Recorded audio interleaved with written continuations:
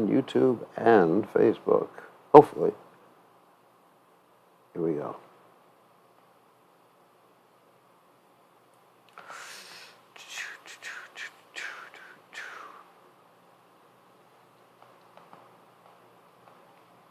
All right, I think we're ready to go. Okay, it's good to see everybody.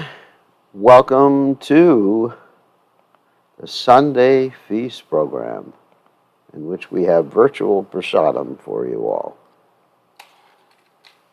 Okay, so we want everyone to pray for the devotees in Fiji, because in Fiji they just had a cyclone, and several of the areas are actually underwater right now. Unfortunately, Lambasa and some of the other areas, those of you who don't know, Traketi, they're underwater. So the devotees should pray for the welfare of the devotees there and the welfare of the people in Fiji. And this is one of the symptoms of Kali Yuga, the global warming, which many people are denying is happening. It's also due to the sinful activities the people are performing all around the world. So Kali Yuga predictions are accurate from the Bhagavatam. All right, so now we'll chant Jai Radha Madhava before we get into the Caitanya Caritamrta. Let's go.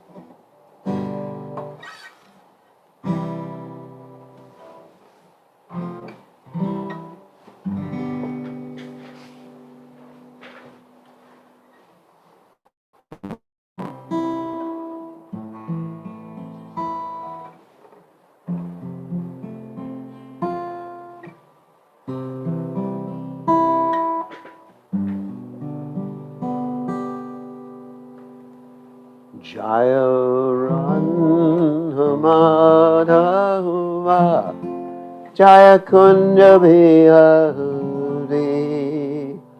Jaya Radha Madhava Jaya Kunja Bihari Gopi Jana Ballabha Jaya Girivardhari Jaya Girivardhari Gopi Jana Ballabha Jaya Girivardhari Jaya Girivardhari Yasoda Nandana Vaja Jana Ranjana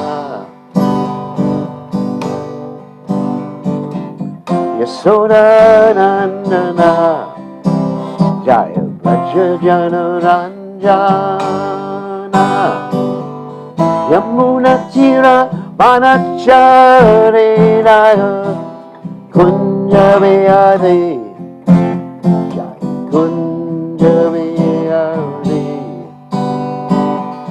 Yamuna Tira Manachari Raya Kunja Vihari Jaya Kunja Vihari Jaya Radha Madhava Jaya Kunja Vihari Jaya Radha Madhava Jaya Kunja Vihari Bijana Palam Jaya Girivardhari Girivardhari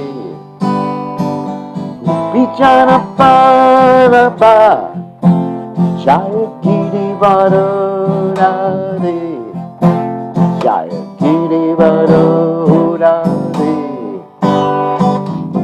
Yasodanandana Jaya Vrajajana Ranjana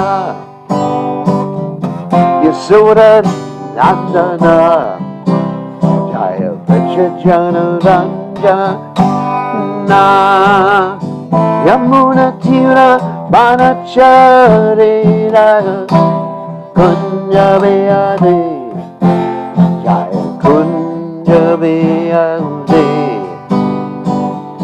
Yamuna Tira Banacharira Kunjabiyade Jaya Kunjabiyade Jaya Randamadava Jaya Kunjabiyade Jaya Randamadava Jaya Kunjabiyade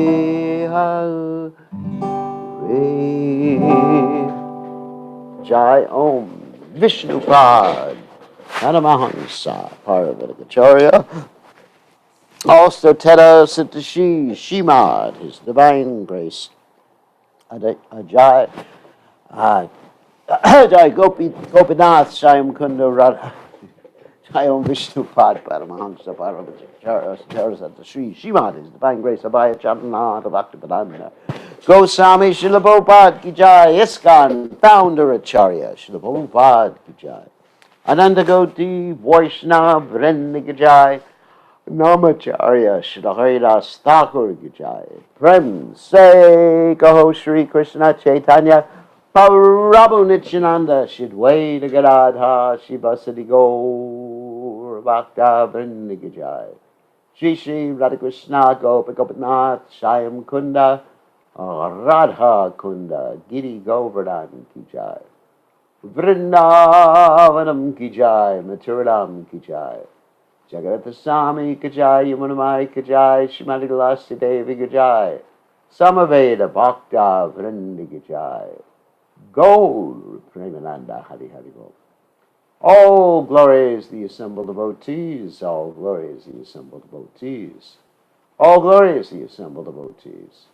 All glories to Shri Guru and Gauranga, Srila Prabhupada Ki Jai, Gaur Premananda Hari Hari Hari Hari Gaur. Nama Om Vishnupadaya Krishna Prastaya Budle Shrimati Bhaktivedanta Swami Namani Namaste Saraswati Devi Gaurvadi Pachari Devasesha Shunya Pari Paschacha Deja Tarini.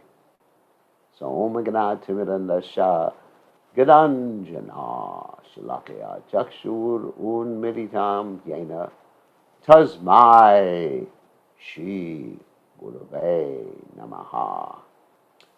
So I offer my respectful obeisances unto the lotus feet of my spiritual master, His Divine Grace, A.C. Bhaktivedanta Swami Srila Prabhupada, who so kindly opened my eyes with a torchlight of knowledge while I was blinded in the darkness of ignorance. Okay, so now we're going to continue reading from the Sri Caitanya Caritamrta, reading from the Adi Lila chapter 7, beginning today with verse 120. And this chapter, of course, is about the Panchatattva.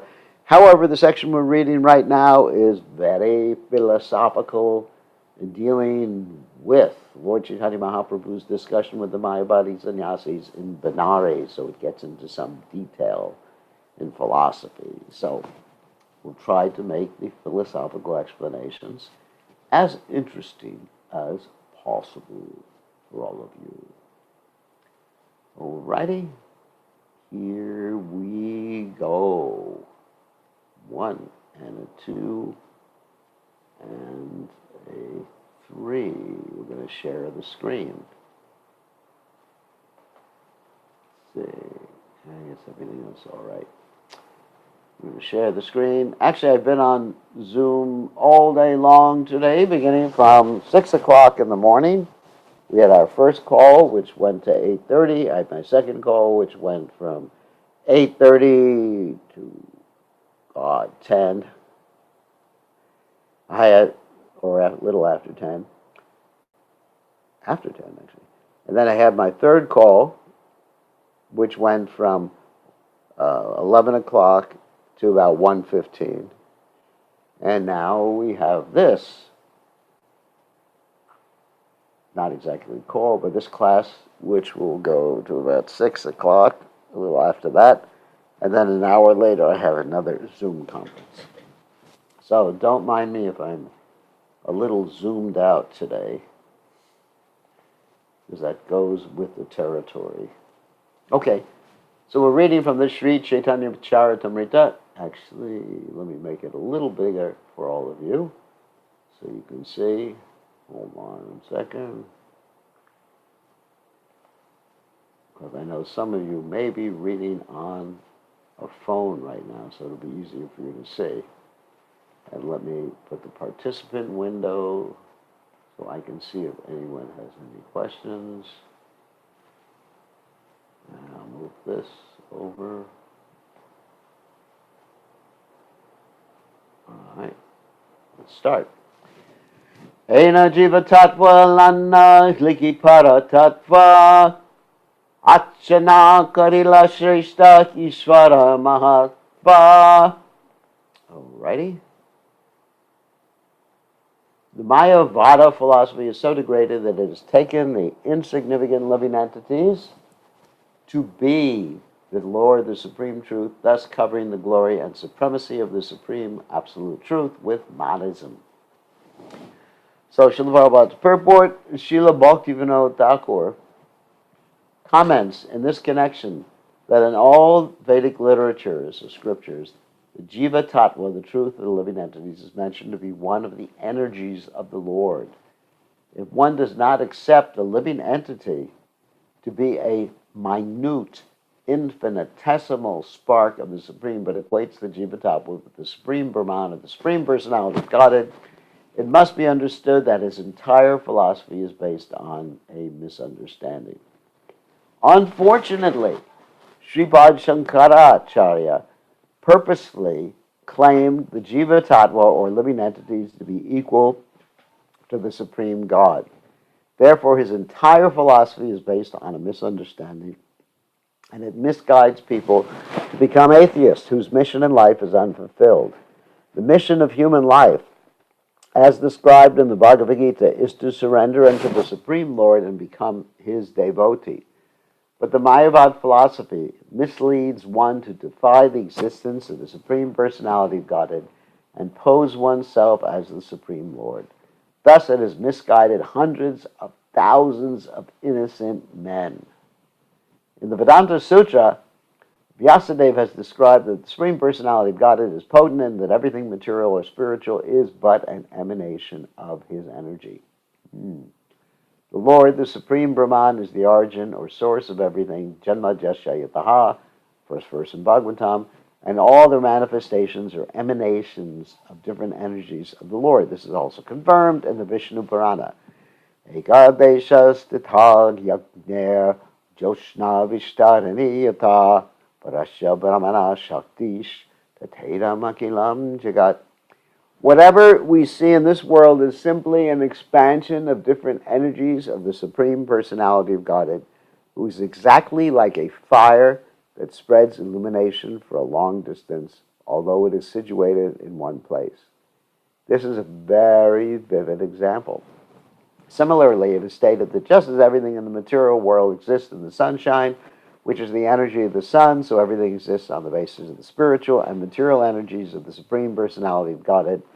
Thus, although Krishna is situated in his own abode, Kaloka eva nivas yati akilatma bhuta, that's from the Brahma Samhita, 5th chapter, text 37, where he enjoys his transcendental pastimes with the cowherd boys and gopis, he is nevertheless present everywhere, even within the atoms of this universe. Anantarasta paramanu chayantarastam. That's from the 35th verse of the Brahma Samhita. This is the verdict of Vedic literature. Unfortunately, the Mayavad philosophy of misguiding people by claiming the living entity to be the Lord has created havoc throughout the entire world and led almost everyone to godlessness. By this covering the glories of the Supreme Lord, the Mayavadi philosophers have done the greatest disservice to human society. It is to counteract these most abominable activities of the Mayavadi philosophers that Lord Chaitanya Mahaprabhu has introduced the Hare Krishna Mahamantra. Hare Nama, Hare Nama, Hare Nama, Aiva Kevalam, Kalau Nashteva, Nashteva, Nashteva Gaturanyata. In this age of quarrel, and hypocrisy, the only means of deliverance is chanting the holy name of the Lord. There is no other way. There is no other way. There is no other way. And as I said before, when you repeat something 3 times in the Vedic system, that's it. There ain't no other alternative. People should simply engage in the chanting of the Hare Krishna Mahamantra, for thus they will gradually come to understand that they are not the Supreme Personality of Godhead, as they've been taught by the Mayavadi philosophers, but are eternal servants of the Lord. As soon as one engages himself in the transcendental service of the Lord, he becomes free. Mam chiyobhya vicharena bhakti yogena sevate sagwanani samati chaitan brahma bhuyaya kalpate. One who engages in pure devotional service, unfailing in all circumstances, at once transcends the modes of material nature and thus comes to the level of Brahman. Bhagavad Gita, 14th chapter, text 26. Therefore, the Krishna conscious movement or Krishna conscious movement, the Hare Krishna movement or Krishna conscious movement, is the only light for the foolish living entities who think either that there is no God, or if God exists, he is formless, and they themselves are also God. These misconceptions are very dangerous, and the only way to counteract them is to spread the Hare Krishna movement. It sounds pretty weird for people to think that they are God, but people are thinking like that in India, and that impersonalism is actually spread to the West, India. Yasera sutrete kahe parinama vada yasabranta valitara utaila vivada. In his Vedanta Sutra, Srila Vyasadeva has described that everything is but a transformation of the energy of the Lord. We talked about this yesterday. Shankaracharya, however, had misled the world by commenting that Vyasadeva was mistaken. Thus, he has raised great opposition to theism throughout the entire world. So there's this philosophy, just to get into a little philosophy for you, which is called Parinamavada. Parinamavada means that 2 things. The impersonalists say Parinamavada means that God becomes transformed, or Brahman becomes transformed, and we, the personalists who accept the direct understanding of the Vedic literatures, say that Parinamavada means Krishna's energy becomes transformed, which is what's stated here. In other words, Krishna has energies and he can transform it. Just like a person has a lump of clay, and by that, with that lump of clay, he can make different forms. But it's not that the person becomes transformed. The lump of clay becomes transformed. The person remains the same as he's making different forms out of the lump of clay. Simple. So Krishna is like that too. Srila Bhaktivinoda Thakur explains in the Vedanta Sutra, Srila Vyasadeva, it is definitely stated that all cosmic manifestations result from transformations of various energies of the Lord. In other words, the material energy becomes transformed in different ways. Spirit never becomes transformed. We don't get transformed. The bodies that we have get transformed. And if you don't believe that our bodies get transformed, take a look at your baby pictures and tell me if you think that your body has not been transformed. Dehinosmin yata dehe komaram yovanam jara. So the soul passes from boyhood to babyhood, boyhood, then to youth, old age, etc., like that. According to the Bhagavad Gita. So a transformation of matter is like that all the time. It is always undergoing transformation. And the scientists have affirmed this. On the subatomic level, you see so much movement, and by that movement, everything is becoming transformed. Maybe slowly, but things are becoming transformed, just like you have a piece of glass. So glass, in case you all didn't know, glass is a liquid. So you may say, it's a liquid, so how can we have windows? Glass is a liquid. Well, it's a liquid that flows very, very slowly. For example, if you look at a very old house, several hundred years old, you'll see that the glasses flowed like a liquid. Anyway, so it's like that. You may not see the transformation, but just like if you have a picture of yourself as a little baby and a picture of yourself now, then you'll see the transformation. So that means the energy becomes transformed. But you, the soul, never gets transformed. It's just because you're in illusion, you're thinking there's a transformation. Shankaracharya, however, not accepting the energy of the Lord, thinks that is the Lord who is transformed. That is nonsense. He has taken many clear statements from the Vedic literatures and twisted them to try to prove that if the Lord of the Absolute Truth were transformed, his oneness would be disturbed. Thus, he has accused Srila Vyasadeva of being mistaken. Great offense. Of course, not on the part of Shankaracharya, because he had his mission. In developing his philosophy of monism, therefore, he has established Vivartavada, or the Mayavad theory of illusion. That's another point. There's Parinamvada and Vivartavada. Vivarta means that the Supreme Lord becomes illusion and transforms. So these two things work together. Vivartavada and Parinamvada. Vivarta means illusion. We talked about this yesterday in class. We were talking about how a devotee out of love is also prema vivarta. He's transformed by prema. Whereas the material energy is being transformed by prema doesn't mean that you become transformed. It means your emotions become transformed. Okay. Something different. In the Brahma Sutra, 2nd chapter, the first aphorism is as follows. Tadanyantat anyatvam arambhana shabdadivyaha. Commenting on this sutra in his Sarirākya Bhasha, Shankaracharya has introduced the statement, Vicharam vanam vikaro namedayam, from the Chandogya Upanishad 6.1.4, to try to prove that acceptance of the transformation of the energy of the Supreme Lord is faulty. Hold on a second. Make sure you have the best quality audio. He has tried to defy this transformation of energy in a misguided way, which will be explained later. Since his conception of God is impersonal, he does not believe that the entire cosmic manifestation is a transformation of the energies of the Lord, for as soon as one accepts the various energies of the Absolute Truth, one must immediately accept the Absolute Truth to be personal, not impersonal. A person can create many things by the transformation of his energy. For example, a businessman transforms his energy by establishing many big factories or business organizations, yet he remains a person, although his energy has been transformed into these many factories or business concerns. The Mayavad philosophers do not understand this simple fact. Their teeny brains and poor fund of knowledge cannot afford them sufficient enlightenment to realize that when a man's energy is transformed, the man himself is not transformed but remains the same person. Not believing in the fact that the energy of the Absolute Truth is transformed, Shankaracharya has propounded his theory of illusion, which is called Vivarta Vada. Got it?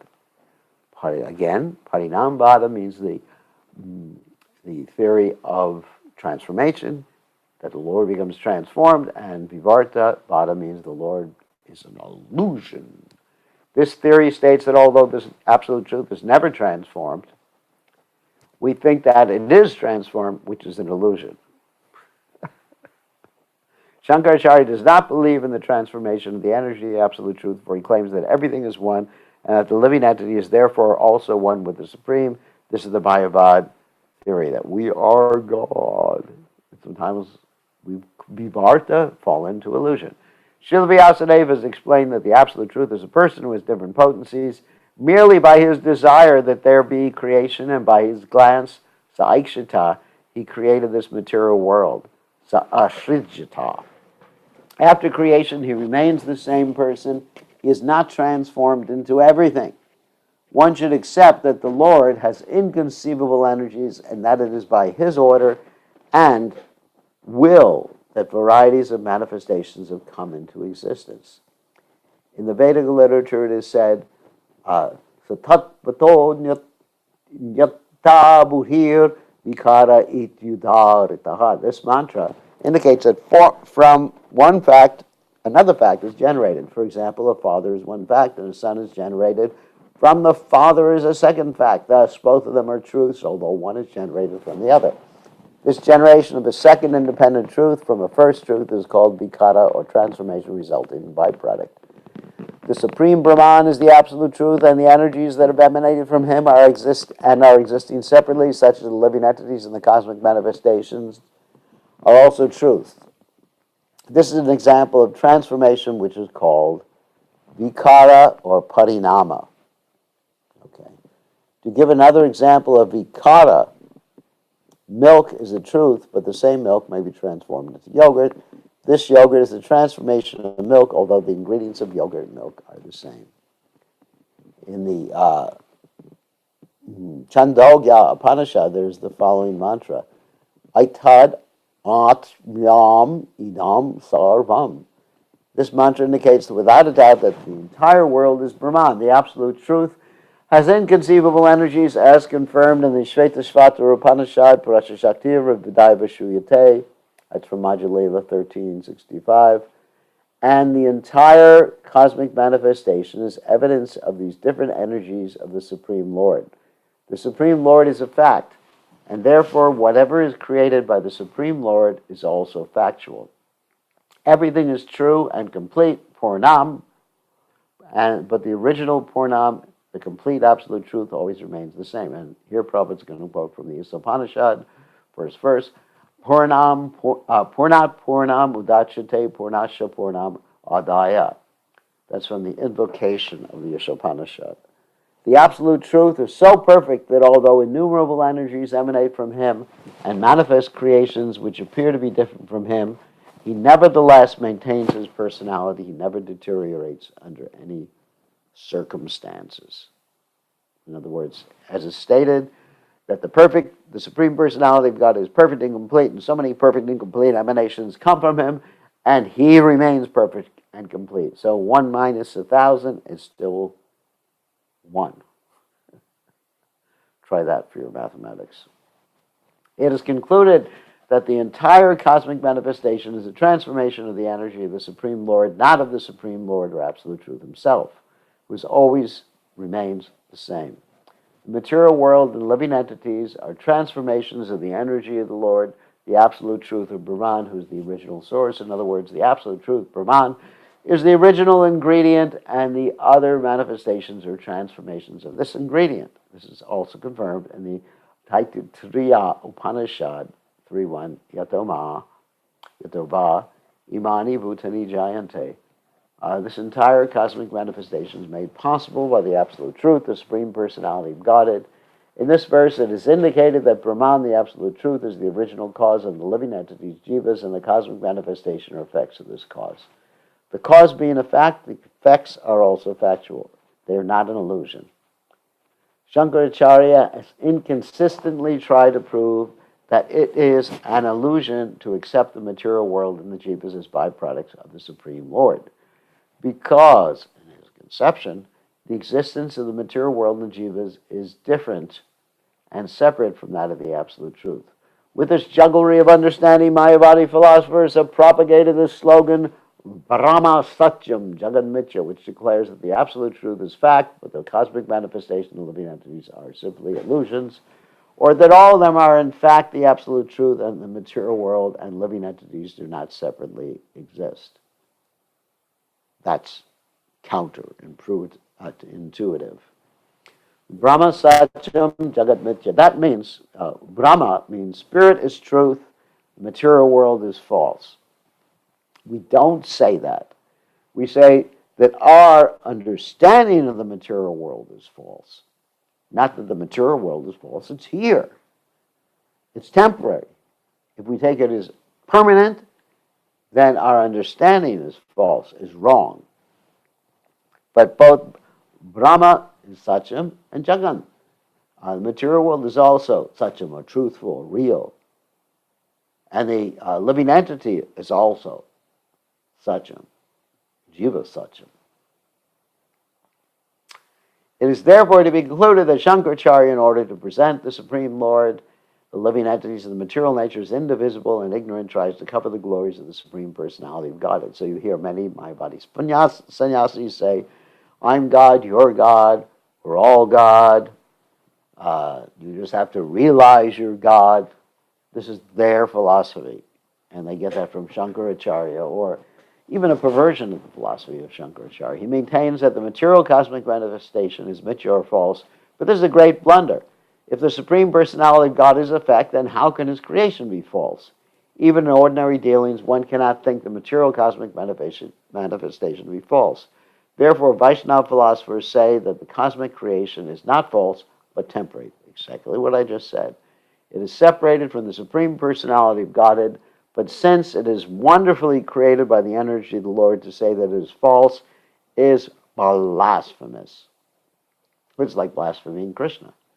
Non-devotees factually appreciate the wonderful creation of material nature, but they cannot appreciate the intelligence and energy of the Supreme Personality of Godhead, who is behind this material creation. Sripad Ramanujacharya, however, refers to in a sutra from the Aitareya Upanishad 1.1.1, right in the beginning. Atmaba idam agra asit, which points out that the Supreme Atma, the Absolute Truth, existed before the creation. That actually also sounds like the first verse of the Shatu Shloki verses in the Bhagavatam. Aham evasam eva greatnan yadyat sadasat param paschadaham yadayitachja yo vishasheta shoshmiham, in which Krishna says, before the creation there was I. During the creation there's I, that's Krishna. And after the creation, I continue to exist. So here's something from the Aitareya Upanishad, which says the same thing. If the Supreme Personality of God is completely spiritual, how is it possible for him to have within himself both material and spiritual energies? To answer this challenge, Sripad Ramanujacharya quotes a mantra from the Taittiriya Upanishad 3.1, which states, Yato va imani bhutani jayante yena sat jatani jivanti yat prayantyabi samvishanti. This mantra confirms that the entire cosmic manifestation emanates from the Absolute Truth, rests upon the Absolute Truth, and after annihilation again enters the body of the Absolute Truth, the Supreme Personality of Godhead. The living entity is originally spiritual, and when he enters the spiritual world or the body of the Supreme Lord, he still retains his identity as an individual soul. In this connection, Sripad Ramanujacharya gives the example that when a green bird, many of you heard me use this example before, when a green bird enters the green tree, it does not become one with the tree. It retains its identity as a bird, although it appears to merge with the greenness of the tree. To give another example, an animal that enters the forest keeps its individuality, although apparently the beast merges with the forest. Similarly, in material existence, both the material energy and the living entities of the marginal potency maintain their individuality. Thus, although the energies of the Supreme Personality of Godhead interact within the cosmic manifestation, each keeps its separate individual existence. Merging with the material or spiritual energies, therefore, does not involve loss or individuality. According to Sripad Ramanujacharya's theory of Vishishtadvaita, although all the energies of the Lord are one, each keeps its individuality. Vishishtya. That's like purified oneness. Sripad Shankaracharya has tried to mislead the readers of the Vedanta Sutra by misinterpreting the words Ananda Mayo Vyasat, and he's even tried to find fault with Vyasadeva. All the aphorisms of the Vedanta Sutra need not be examined here, however, since we intend to present the Vedanta Sutra in a separate volume. So Sripad Shankaracharya is doing this out of service to the Lord. Why? Because first of all, as we explained in several classes ago, Lord Buddha has taken people away, or Lord Buddha's philosophy has taken people away from the Vedic literatures. Lord Buddha decried the Vedic literatures because people were misusing the Vedic literatures to justify animal slaughter, like Kali's slaughterhouse. Even though Kali doesn't eat meat, Kali's followers eat meat. You can become a follower of Kali and then eat meat. It's not pleasant. So people were misusing that, and Buddha decided ahimsa paramo dharma, topmost dharma, topmost principle is nonviolence, and reject those Vedic literatures because they're being misused by people to exploit others, to eat meat, to establish a social hierarchy that is against the Vedic literature's prescriptions. Therefore, Buddhism ki jai, nonviolence ki jai. Then, in order to bring people back to the Vedic literature, Shankaracharya came and he taught Buddhism using the Vedic literatures. So they felt comfortable. Hey, our Vedic literatures actually teach the same thing, and we can have our cake and eat it too, or have our Shastra and not eat it too, and read it too. So he brought people back to the Vedic literatures. And then Lord Caitanya Mahaprabhu came and showed them the actual meaning, and so did Sripad Ramanujacharya, Vishnu Swami, and Ambarkacharya, etc. Madhvacharya, sorry, left him out. Showed the true meaning of the Vedic literatures, full circle. And still people are misusing the Vedic literatures for their own pecuniary purposes. Pecuniary means making money, exploiting others. People do that in India. Why in Kali Yuga it's described that many, many demons will take birth in Brahmin families? In Kali Yuga. Just like many, many demons, I know it's demons, many, many demons took birth in Kshatriya families in the previous Yuga. Isn't it?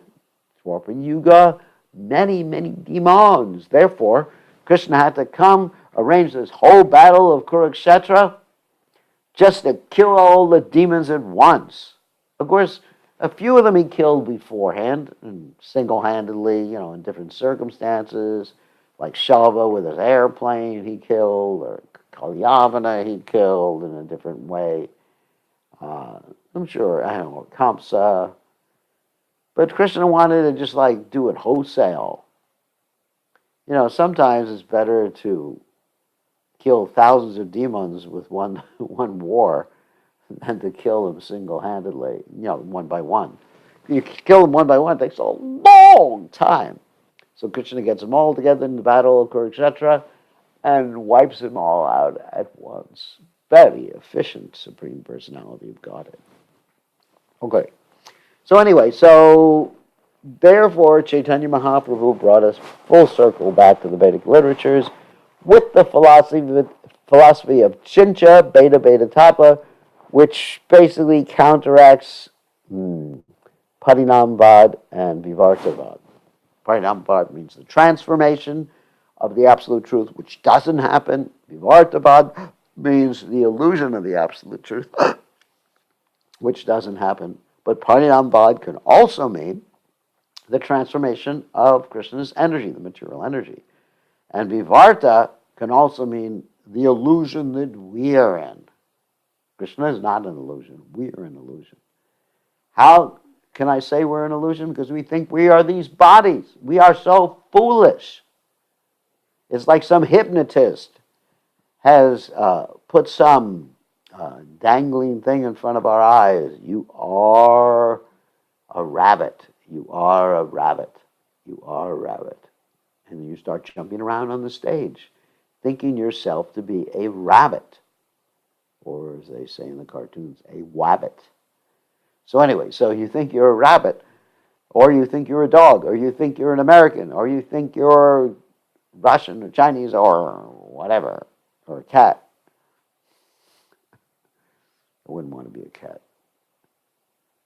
Anyway, maybe in the house of a devotee would be a cat. So anyway, so you get hypnotized and then you run around the stage. So Maya this is called Vivarta. Maya's actually hypnotized us into thinking whatever we're thinking we are, and we're running around the stage acting like jackasses. Literally, figuratively. So, next one. So that's Vivarta. Yes, there is Vivarta. And when one is in love with Krishna, then there's also Prema Vivarta. And when one is in love with another Jiva soul without Krishna consciousness, that's called Kama Vivarta. Lust. Kama Esha, Krodha Esha, Rajaguna Samudva. These are all devouring enemies in this world of the soul. Lust, anger, greed. Oh my God. Lust. I mean, just like it's coming to be February soon. In February, there's a lust day when you send your heart to someone else. And lust, there's a demigod of lust, of Vivarta lust, Kama Vivarta. That demigod is called Kandarpa. But Krishna is the real Kandarpa. Kandarpa Koti Kamaniya Vishesha Shobha. Govindamadi Purasham Tamaham Bhajami. So they say lust makes the world go round. So Kandarpa is Cupid.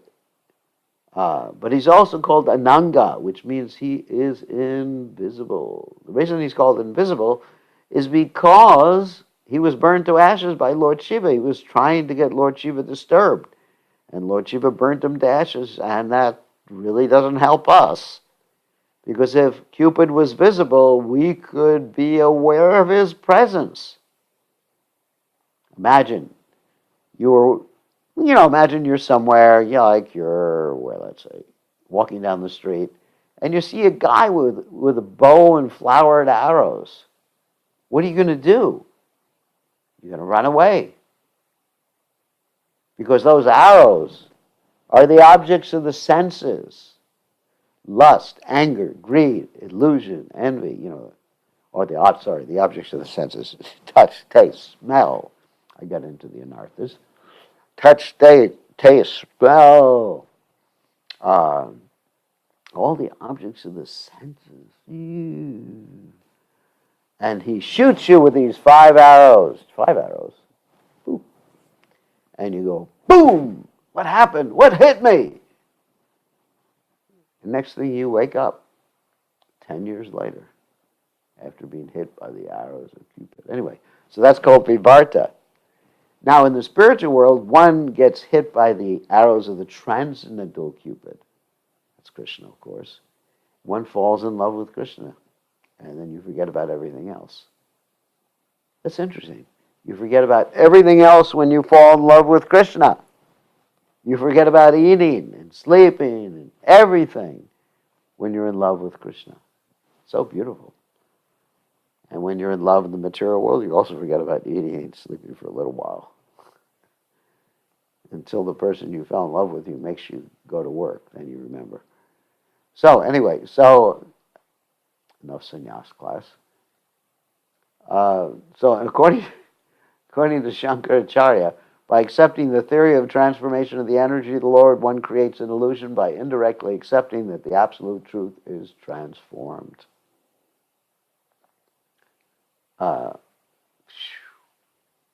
Terrible. Srila Bhaktivinoda Thakur comments that if one does not clearly understand the meaning of parinambhata or transformation of energy, one is sure to misunderstand the truth regarding this material cosmic manifestation of the living entities. In the Chandogya Upanishad 6.8.4, it is said, San mula somye ma praja sad ayatanaha sat patichtaha. The material world and the living entities are separate beings, and they are eternally true, not false. Shankaracharya, however, unnecessarily fearing that by parinamvad, transformation of energy, Brahman would be transformed, Vikari, has imagined both the material world and the living entities to be false and to have no individuality. By word jugglery, he has tried to prove that the individual identities of the living entities in the material world are illusory, and he has cited the example of mistaking a rope for a snake or an oyster shell for gold. Thus, he has most abominably cheated people in general. The example of misunderstanding a rope to be a snake is mentioned in the Mandukya Upanishad, but it is meant to explain the error of identifying the body with the soul. Since the soul is actually a spiritual particle, as confirmed in the Bhagavad Gita, Mami Vamsa Jiva Loke Jiva Bhuta Sanatana, it is due to illusion. Now we're talking about Vivarta again, Vad. That a human being, like an animal, identifies the body with the self. This is a proper example of Vivarta or illusion. The verse Athat Vatho Yata Buddhir Vivarta Ityudarta describes such an illusion to not know actual facts and thus mistake one thing for another. For example, to accept the body as oneself is called Vivartavada. Every conditioned living entity who considers the body to be the soul is deluded by this Vivartavada. One can be attacked by this Vivartavada philosophy when he forgets the inconceivable potency of the Supreme Personality of Godhead. How the Supreme Personality of Godhead remains as he is, never changes, is explained in the Ishopanishad. Again, Purnasya Purnamadaya Purnam Eva Vashishate. That's from the invocation. It's the same verse we just quoted before. God is complete. Even if a complete manifestation is taken away from him, he continues to be complete. The material creation is manifested by the energy of the Lord, but he is still the same person. His form, entourage, qualities, and so on never deteriorate.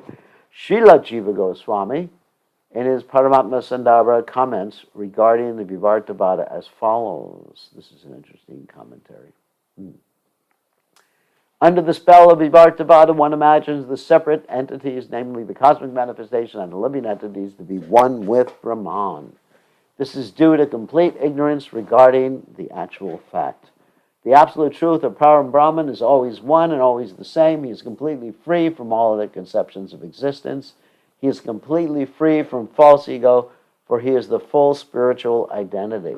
It is absolutely impossible for him to be subjected to ignorance and fall under the spell of a misconception. That's Vivartavada, which means misconception or illusion. The absolute truth is beyond our conception. One must admit that he has unblemished qualities that he does not share with every living entity. He is never tainted in the slightest degree by the flaws of ordinary living beings. Everyone must therefore understand the absolute truth to possess inconceivable potencies. So now we're going to take some questions about all these philosophical points or any point you want to bring up. I think we touched upon enough philosophy tonight. So let us give you permission to unmute yourselves. Who has a question about Krishna consciousness? You can unmute yourself now. Hare Krishna Guru Maharaj, this is Radha Padma. Hey, Radha Padma and Mr. Radha Padma. Hare Krishna Gurudev, Dandavat Pranam. Mr. and Mrs. Radha Padma. Please accept our humble obeisances, Gurudev. All glories to Srila Prabhupada. All glories to Prabhupada. Have question, Gurudev. What's that? Both of us have one question. Okay. Chanting of Hare Krishna Maha Mantra, Prabhu, Gurudev. Yeah. Why is it? Can it be done on a Rudraksh Mala? What is Rudraksh Mala? It's a type of wood, and that's used to worship Lord Shiva, to chant Lord Shiva's name. Om Namo Shivaya, Shivaya, Shivaya Namaha, Shivaya Namaha, Shivaya Namaha. No, it should not be done on Rudraksha Mala. If somebody asks for a reason why it shouldn't be? It's just not the system, it's not the tradition. The Rudraksha Mala is actually a special mala that's used to chant Lord Shiva's name. You know, there's just different, like there's certain leaves, like the bale leaves that are used to offer to Lord Shiva, or tulsi leaves that are offered to Krishna. Okay. So just like everybody has a certain type of food. Like you like certain types of food, and I like other types of food. And if you offer me food that you like, saying, Gurudev, you're going to eat this for dinner, I'll say, I don't like it. And you'll say, that's too bad, because I like it. And you're a rascal. So, Krishna likes tulsi. I mean, if you can't chant on tulsi, you can chant on plain wooden beads, but the specific injunctions, like It's like a Vaishnava having three-line tilak. It's just not right. He's identifying himself as a follower of Lord Shiva, and he's not a follower of Lord Shiva. It's a misrepresentation. And it's not pleasing to Krishna. It's not our tradition. Gurudev, I have one more quick question. The other day I was listening to Srila Prabhupada's morning walk. Yeah. In which he was in Germany or New York. But as he was walking, he says these are sinful trees. Yes. So what do we mean by sinful trees, Gurudev? Trees that have no fruits or flowers or don't give any shade. I mean, yes, every living entity that takes birth is a tree, except the trees in Vrindavan is sinful. But it's considered to be that the tree itself, because it can't be used for any purpose other than wood, is less pious. I mean, every tree is sinful. Is less pious than the trees that produce fruits or flowers. Or shade. I mean, you got some trees that are basically useless. Of course, we don't go around cutting down all the sinful trees. And every entity that's taken birth as a tree basically is sinful. But it's considered more sinful to have trees that don't have fruits or flowers or produce shade. Thank you, Gurudev. Okay? Prabhupada considered it like that. And then he didn't like us cutting down trees. I was with Prabhupada one time in Dallas, Texas, where there was a tree that was actually resting. One of the branches was resting on the roof of the temple, and the devotees trimmed it and cut off that whole big branch, and Prabhupada got really angry. I remember how angry Prabhupada was. Who has done this? And they said, Prabhupada, the tree was on the roof, was actually touching the roof. And Prabhupada said, you rascal. Anyway, it was heavy. It was a nice oak tree. I think you have oak trees there in New Zealand. Probably. No, maybe not. All you have is the kiwi trees. Kiwi bushes. All right, so what other, Mr. Radhapadma, you have a question? Hare Krishna, Gurudev, Dandavat Pranam, all glories to Srila Prabhupada.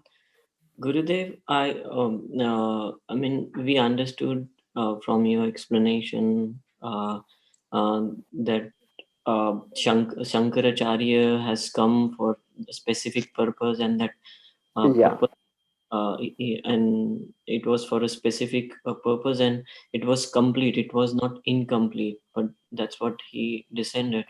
But those who, as you were reading, you said like those who follow Mayavad or follow Sankaracharya, they are. So in a way, like the ones who are following Shankaracharya, they have complete faith in Guru, and they followed him. But then he is Rudra avatar, and he's he's going to, nothing will happen to him, but those who are following him, they will be doomed. Oh, can you please make They'll be doomed unless they actually follow him. There's that famous quote, Bhaja Govinda, Bhaja Govinda, Bhaja Govinda Mudamate, where he actually says towards the end of his activities on the earth, he says, just worship Govinda, just worship Govinda, just worship Govinda, 3 times actually. Yeah. And he says, don't think that your word jugglery is going to save you. So if they actually follow him, they should follow him completely, where he actually negates basically everything he said before. So, yeah, go ahead. Gurudev, they learned whole their life from Sankaracharya about this, and then at the end Sankaracharya is saying this. So isn't it difficult for a conditioned soul to completely change? No, if they study Shankaracharya, they'll look at his whole life and they'll see that actually what he really advocated. So the point is that nobody accepts Shankaracharya unless that's their inclination to begin with. Oh, As we have a saying in Spanish, you put together hunger with the desire to eat. What that means is that if you have the inclination to be an atheist, Krishna will give you an atheist philosophy to follow. So it's not that by accident someone becomes a follower or an advocate of Shankaracharya's philosophy, Saryarakya Bhasha. Nothing happens by accident. Just like if one meets a bona fide guru, that doesn't happen by accident. That happens because Krishna provides the bona fide guru for the devotee. Just like in my own case, I was praying to Krishna to send me some guidance. That God, please send me guidance. I was never an atheist. And then all of a sudden there was Prabhupada. So if internally you're thinking some nonsense philosophy, you want some nonsense philosophy, then Krishna says, Matak smritir jnanam aponam cha. I give the person intelligence, remembrance, and forgetfulness, and guidance from in the agency of Super Soul. Nothing happens by accident. Let's say if I was born in a family of those who followed Shankaracharya and I was taught about Shankaracharya's philosophy from my very birth, that would happen because of my own desire. mm-hmm. Because anybody who's honest can actually see the fallacies in the philosophy of Shankaracharya.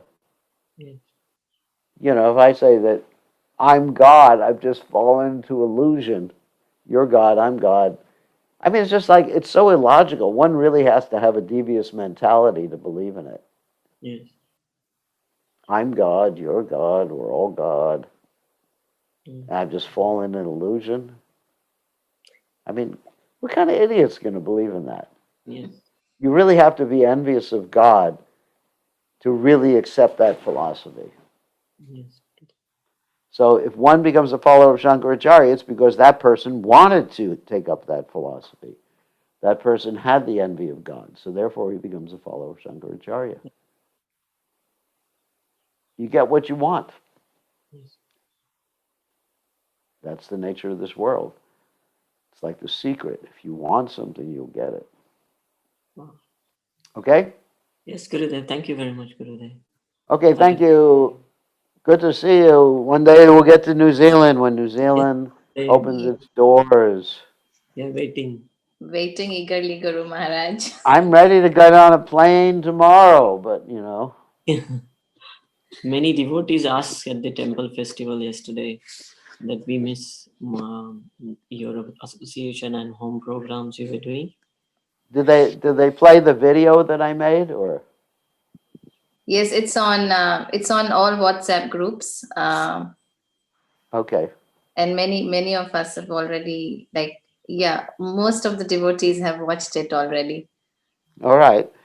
Yeah, I want to come. I want to come. So why don't you talk to the president or the prime minister? Why don't you talk to the prime minister and just tell her to make an exception for me? Tell her I'll go into isolation for 2 weeks. Tell her I'm a doctor and I've come to cure everybody from COVID. So whatever you have to do. All right. I think we have more questions. We'll see you soon. Sorry for. Rishikesh, you have questions? Yes, Gurudev. I had a question about after Kurukshetra war, most of the demons were killed. Yes. It appears apparently that in Kali Yuga, those demons took birth again because the Kali Yuga started, Yeah, what was the purpose of killing the demons? Because there's always going to be demons. There's two classes of living entities in this universe. There's demons and devotees. And those demons, they decided to take birth on earth because they were escaping from Vishnu. And first they tried the Kshatriya families, and then they tried the Brahmin families. So Yes, in there's Kali always Yuga, they appeared again. yeah, Kali Yuga. Maybe not the same ones. Maybe they are the same ones. I mean, who knows?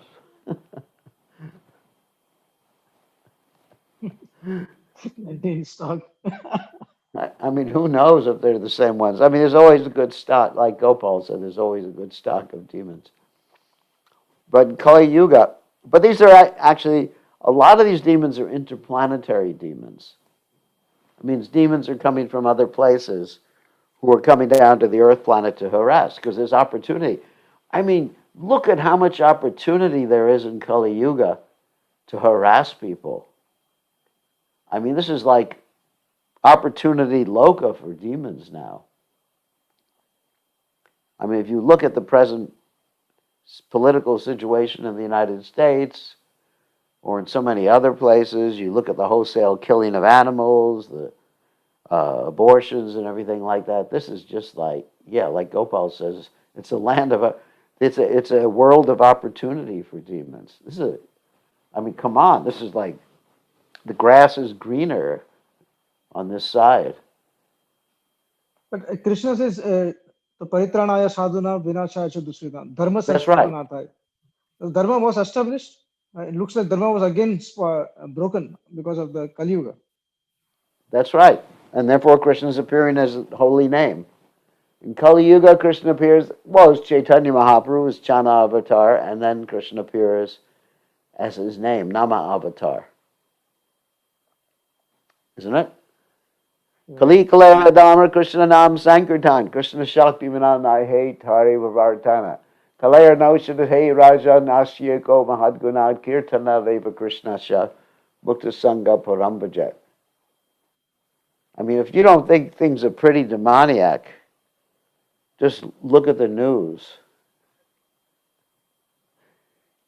I mean, we got people in government who are, I mean, actually, to call them demons would actually be step up. You know, we have people in government who think that the California wildfires were started by lasers from outer space. You know, we got crazy people. I mean, it was sort of nice if they were just people like Duryodhana. You know, they'd be like people I could talk to. But these people, they're wild. Okay, that answer your question, Rishikesh? Yes, Gurudev, thank you. I think Champaka Lata has a question. Yes, thank you, Gurudev.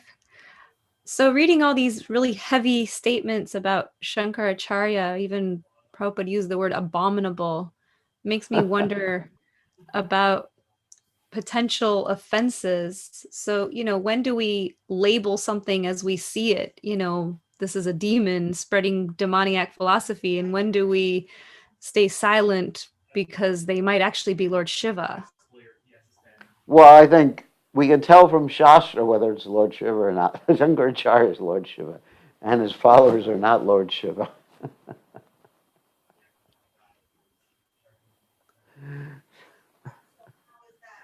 Yeah. I mean, the philosophy is demoniac, but Lord Shiva is not demoniac. So we have to be careful. Careful not to offend Lord Shiva. I mean, I don't have any other answers than that. It's just like, don't criticize Shankaracharya, criticize his philosophy. Is it possible, though, that there's other devotees, pure devotees, who are, having some kind of job like this? And if we label them Oh my demon God. or Maya Parita Jnana or something, that we're committing major aparad? Well, there's always Ritrasura, who is attacking the demigods.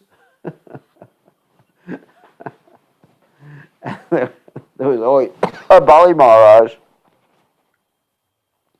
who was acting demoniacally. I guess you just have to be careful, but usually there's some shastric injunction by which you can tell if someone's an actual demon or not. I wouldn't be too scared of calling the wrong person a demon. Okay, yeah, because that's how I'm feeling right now. I'm feeling frightened. I feel like I should just, keep it zipped. No, I mean, if someone's preaching this nonsense philosophy, Prabhupada would talk about kick on their faces with boots or something like that. Prabhupada was extremely heavy about it. I think if someone's preaching demoniac philosophy other than Shankaracharya, then one can actually call them demons. I'm not afraid of that. I don't think, it's possible there's some other devotee, but I think Krishna will understand that if some other devotee is doing that. And sometimes devotees come down like Lord Buddha, he's Shaktavesha avatar, and he preached Himsa Paramadharma, but he never preached anything demoniac. Lord Buddha mainly preached actually psychology in order to become free from disturbances in this world. He never preached that there was no God. Sometimes demons are good for our own spiritual progress. Yeah, but they're still demons. That's what someone said. Okay. Hey, Gopal, you had a question? Actually, I'm just recalling one time I had asked you a question before, and this is how you answered it. I asked you, why does Krishna want Kali Yuga? And you said, Krishna doesn't want Kali Yuga. You want Kali Yuga, and Krishna loves you, so he gave it to you.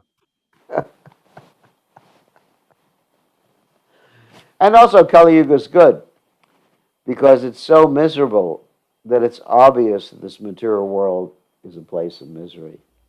And it's so wonderful that simply by chanting the Lord's holy name, Kaler Doshanate Rajan Ashteko Mahadgunat, Kirtanat Eva Krishna Mukta Sangha Param Vrajet.